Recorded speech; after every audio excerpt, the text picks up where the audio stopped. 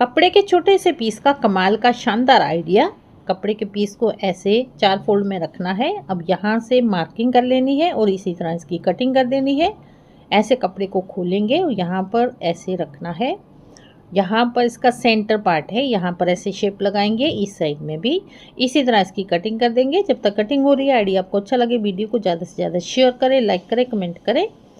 तो दोनों साइड में ये कटिंग लग गई है। अब ये इस शेप में आ गया है, इस तरह से रखेंगे तो ये एक टॉप